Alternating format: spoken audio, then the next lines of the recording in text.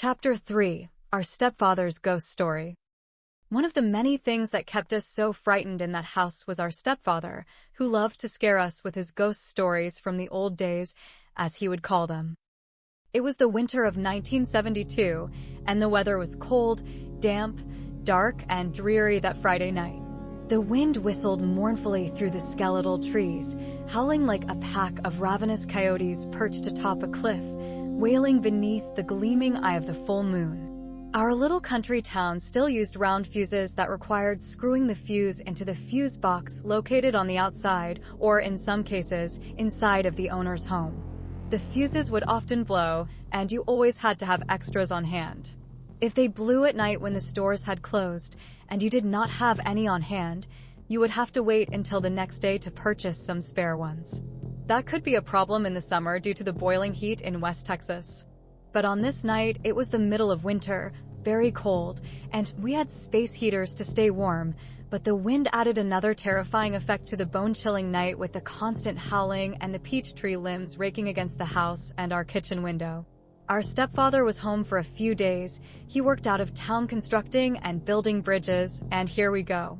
One of the fuses blew out, and my mother was at work in another town 30 miles away, not home for at least another hour. There were spare fuses available, but instead of replacing the fuse, our stepfather decided to wait until after he told us one of his ghost stories, which he no more than likely made up just to frighten us as he often did. That night, he kicked back with his cup of coffee and wove a chilling tale of a man murdered by the jealous husband of the woman he had seduced. He claimed that on nights when the moon was at its fullest, the atmosphere was thick, filled with prickly static electricity, as if cactus thorns were being poked into your skin.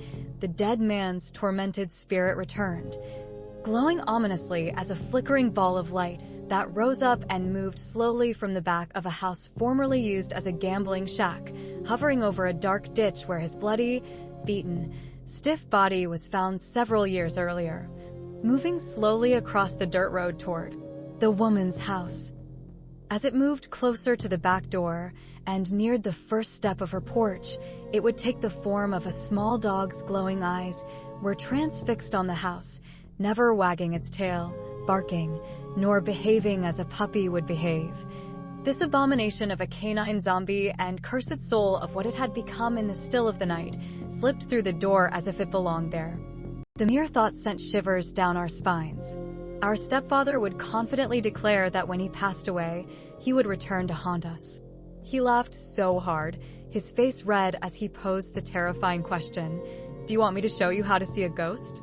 Our answer was always a frantic and desperate no, but the fear lingered, heavy in the air, like an unseen presence lurking just out of sight.